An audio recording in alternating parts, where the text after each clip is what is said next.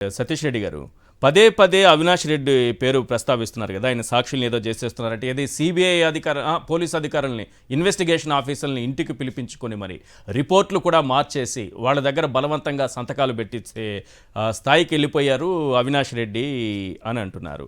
అసలు అవినాష్ రెడ్డికి ఈ హత్య చేయాల్సినటువంటి అవసరం ఏముంది, ఎవరికి ఉంటుంది, అసలు కోర్టులో నడుస్తున్న దానిపైన పదే పదే ఈ ప్రెస్ మీట్లు ఏంటి?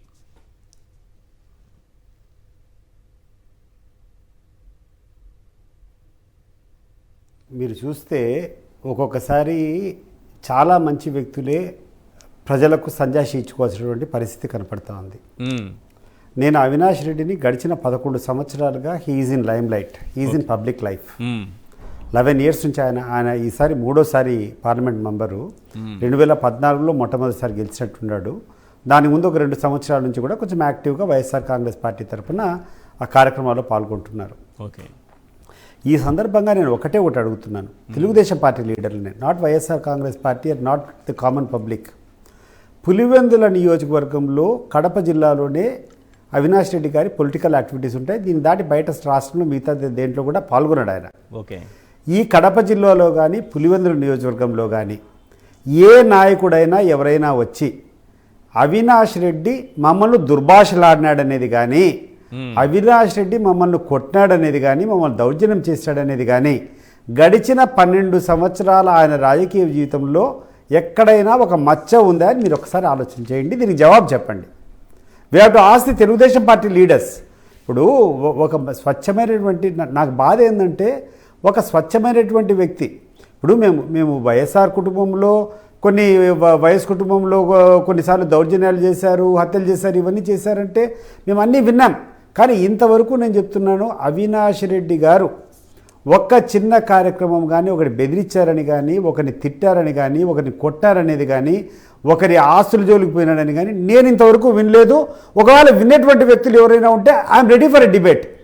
పులివెందుల్లో ఉన్నటువంటి తెలుగుదేశం పార్టీ నాయకులతో సహా కడప జిల్లాలో ఉన్నటువంటి తెలుగుదేశం పార్టీ నాయకులకు అందరితో నేను డిబేట్ చేసేదానికి నేను రెడీగా ఉన్నా.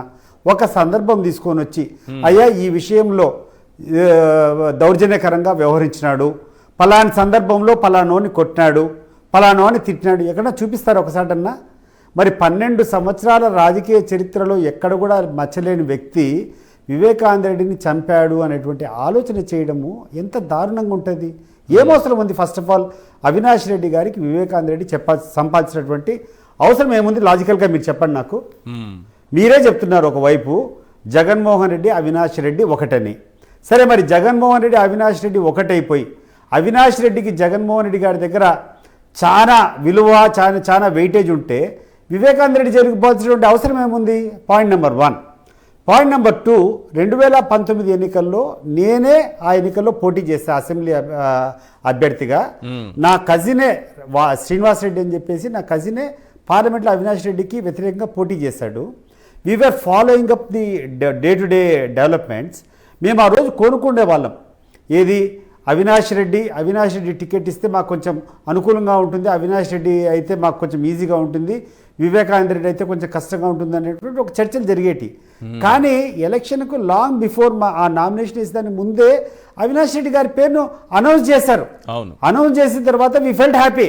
అవినాష్ రెడ్డి అయితే కొంచెం మనకి ఈజీగా ఉంటుంది, ఎక్స్పీరియన్స్ వివేకానంద రెడ్డి కంటే అవినాష్ రెడ్డి బెటర్ అనుకొని చెప్పి మేము హ్యాపీ ఫీల్ అయినాము. We have seen in the papers, we have seen everywhere. వీళ్ళిద్దరూ కలిసి ప్రచారం చేసేటువంటి సందర్భాలు ఉన్నాయి. కరెక్ట్. వివేకానంద రెడ్డి పోయి స్వయంగా పోయి వివిధ గ్రామాల్లో పోయి అవినాష్ రెడ్డిని గెలిపించండి, జగన్మోహన్ రెడ్డిని గెలిపించండి, వైఎస్ఆర్ కాంగ్రెస్ పార్టీని గెలిపించండి అని చెప్పి వివేకానంద రెడ్డి గారు చేసేటువంటి ప్రచారాన్ని నేను ఒక ప్రత్యక్ష సాక్షిని. దీన్ని ఎవరైనా కాదని చెప్తారా? మరి ఆ రోజు టికెట్ కన్ఫర్మ్ అయిపోయిన తర్వాత ఇంకా ఏం అవసరం ఉంటుంది అవినాష్ రెడ్డి గారికి? మనస్తత్వమా? వెన్నలాంటి మనిషి, ఇంతవరకు ఎవరిని ఒక మాట కూడా అనలా. అటువంటి వ్యక్తి, దౌర్జన్యం చేయాల్సినటువంటి వ్యక్తి ఒకరి మీదన్నా దౌర్జన్యం చేశారా ఇంతవరకు? మరి దౌర్జన్యం చేసేటువంటి చరిత్ర లేనటువంటి వ్యక్తిని ఇంకొకరిని ఎవరైనా చంపాలంటే ఒక బలమైన కారణం ఉండాలా? ఏనా కారణం చెప్పండి? ఏ కారణం లాజికల్గా somebody has to tell me what is the reason. ఏ కారణం చేత వివేకానంద రెడ్డి చెప్పాలని ప్రయత్నం చేశారు? కొంతమంది ఏమంటారంటే టికెట్కి అడ్డం పడాలనుకుంటున్నారు. నేనే చెప్తున్నాను, వివేకానంద రెడ్డి గారే అవినాష్ రెడ్డి గారు క్యాండిడేట్ అని చెప్పి ప్రచారం కూడా చేశారు. అది నేను చూసా పేపర్లో. అవినాష్ రెడ్డి గారి క్యాండిడేచరు జగన్మోహన్ రెడ్డి గారు వివేకానంద రెడ్డి గారి హత్య ముందే అనౌన్స్ చేశారు. ఇది ప్రతి ఒక్కరికి తెలిసినటువంటి విషయమే. మీరు ఒకసారి ఆ పేపర్ కట్టింగ్స్ చూడండి. అవినాష్ రెడ్డి గారు పార్లమెంట్ పోటీ చేస్తాడు, ఆయనే క్యాండిడేట్ అని చెప్పి వివేకానంద రెడ్డి గారు చనిపోకముందే అనౌన్స్ అయిపోయింది. చెప్పారు. ఆయన జమ్మలమడుగు నియోజకవర్గంలో ముందు రోజు ప్రచారానికి కూడా వెళ్ళొచ్చారు కదా, ముందు రోజు ప్రచారం కూడా చేసి వచ్చారు. వెళ్ళొచ్చారు. ఆ ముందు రోజు కాదు, దాని ముందు 4-5 సార్లు కూడా పోయారు. అవును. ఇప్పుడు not 1 or 2 days, I think long before, ఒక 10 days బ్యాకే నేను చూశాను. నాకు బాగా గుర్తుంది, ఎందుకంటే నేను ఎలక్షన్ నేనే పోటీ చేశా కాబట్టి నాకు బాగా గుర్తుంది. దానికంటే వివేకానంద రెడ్డి గారు చనిపోక ఒక వారం 10 రోజుల ముందే ఈయన ఒక క్యాండిడేచర్ అనౌన్స్ అయిపోయింది. కాబట్టి ఇతనికి రాజకీయంగా ప్రత్యర్థి కాదు. నంబర్ 1. నంబర్ 2 మీరు గమనించాల్సింది ఏదంటే ముఖ్యమైనటువంటి point, Vivekananda Reddy is a very weak person.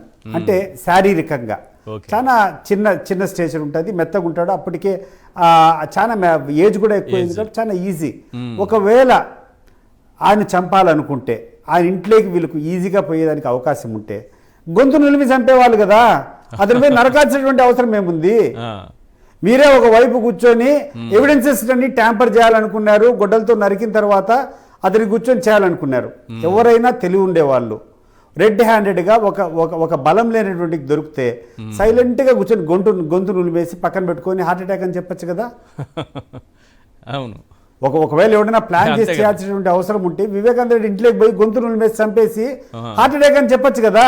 అది కాకుండా గొడ్డలతో నరికారంటే ఎవరో ఆయన మీద విపరీతమైనటువంటి కసునేటువంటి వాళ్ళు, లేకుంటే విపరీతమైనటువంటి ద్వేషం ఉండే వాళ్ళు చేసేదానికి అవకాశం ఉంది తప్పితే ఒక ప్లాన్డ్ గా ఒక అలిబీ కోసం చేసేవాళ్ళు. ఒకవేళ వీళ్ళ వాదన అంతా ఏంది, చంపారు, చంపిన తర్వాత ఎవిడెన్స్ అంతా ట్యాంపర్ చేయాలని. ఏదైనా పిచ్చోళ్ళు ఉండారా ఈ లోకంలో? సైలెంట్గా ఒక వ్యక్తి ఇంట్లో దొరికితే గుట్టు చప్పుడు కాకుండా గొంతులు వేసి పక్కన పెట్టి హార్ట్ అటాక్ అని చెప్పేది ఈజీనా? లేకుంటే గొడ్డలతో నరికి అది క్లీన్ చేసుకొని ఈ వేరే కారణం చేత చనిపోయినాడని చెప్పడం సులభం? మీరు చెప్పండి ఈశ్వర్ గారు. కానీ మొన్న షర్మిల గారు మాట్లాడుతూ ఒక పాయింట్ చెప్పాలి. మొన్న షర్మిల గారు మాట్లాడుతూ ఈ వివేక హత్య జరిగిన తరువాత ఉదయాన్నే ఆ స్పాట్ లో ఎవరున్నారు, అవినాష్ రెడ్డి ఉన్నారా, లేకపోతే సునీత నర్రెడ్డి ఉన్నారా? అవినాష్ ఉన్నారు కదా అని అంటున్నారు. అంటే అక్కడ ఎవరు ఉంటే అంటే దాక్కున్న వాళ్ళు అవసరం లేదు. అంటే ఎవరు చేశారనే తరువాత విషయం, కానీ వెనకున్నారు కాబట్టి వీళ్ళు లేరు కాబట్టి అక్కడ వాళ్ళకి సంబంధం లేదు. అవినాష్ రెడ్డి ఆ స్పాట్ లో ఉన్నారు కాబట్టి అవినాష్ రెడ్డికే సంబంధం అని అన్నట్టుగా ఉంది.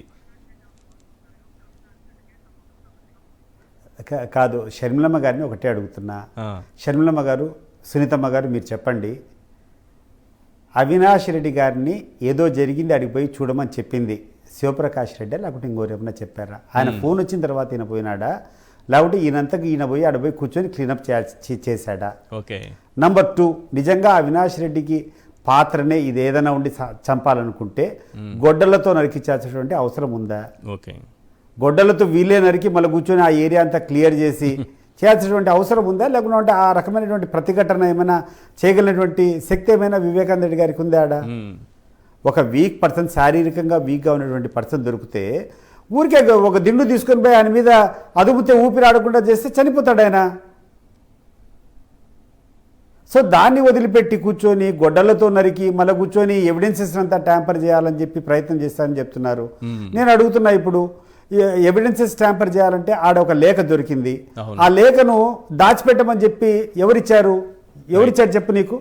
మరి సిబిఐ వాళ్ళకి చిత్తశుద్ధి ఉంటే వాళ్ళ మీద ఎవరైతే ఆ లేఖను దాచిపెట్టాలన్నారో వాళ్ళని ఎందుకు ఈ కేసులో తీసుకొని వచ్చి పెట్టలేదు? వాళ్ళ పేరు పెట్టాలి కదా, వాళ్ళ పేరు. అది కూడా అనుమానాస్పదమే కదా. ఒక ఎవిడెన్స్ని తీసుకొని పెట్టి దాచిపెట్టారనేటువంటి ఒక నెపము అవినాష్ రెడ్డి గారి మీద పెట్టినప్పుడు ఆ లెటర్ను తీసుకొని దాచిపెట్టేటువంటి వాళ్ళ మీద కూడా అదే సెక్షన్ అప్లికబుల్ కదా, మరి ఎందుకు పెట్టలేదు వాళ్ళు? రెండవది, ఈ దస్తగిరి అనేటువంటి వ్యక్తి విచ్చలవిడిగా కూర్చొని ఈరోజు పులివెందుల్లో ఒక టెర్రరిస్ట్ బాధ తిరుక్కొని సెటిల్మెంట్లు అవి చేసి తిరుగుతున్నాడు. ఈరోజు సునీతమ్మ గారిని నేను ఒకటి స్ట్రైట్ క్వశ్చన్ అడుగుతున్నా.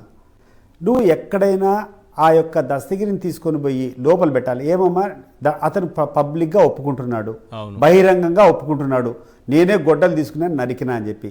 మీ తండ్రిని అంత పైశాచికంగా హత్య చేసేటువంటి వ్యక్తి మ్మ్. బయట ఉండకూడదు, సభ్య సమాజంలో తిరగకూడదు, అతని వెంటనే తీసుకుని పోయి లోపలికి వేయాలనేటువంటి ఇంగితం నీకు ఉండాలి కదా, అనేటువంటి ఆ స్పిరిట్ నీలో ఉండాలి కదా. నువ్వు ఎప్పుడైనా అటువంటి ప్రయత్నం చేసావా? లేదు. మొట్టమొదట ఆమె ఒకసారి ఆలోచన చేసుకోవాలా. అవును. ఆ దస్తగిరిని లోపల పెట్టాలా, మా తండ్రిని పైశాచికంగా చేసినటువంటి వ్యక్తి బహిరంగంగా తిరుగుతూ ఉంటే అసలు ఆమె ఎట్లా సహిస్తాంది? నాకు అర్థం కావడం లేదు అది. రైట్. అండ్ రెండవది ఏంటంటే, నిజంగా చెప్తున్నా నేను మనస్ఫూర్తిగా, ఈ రోజు కాదు, నేను మన సాక్షి డిబేట్లో కాదు, ఏ డిబేట్లో అయినా వచ్చేదానికి కూడా నేను రెడీగా ఉండా.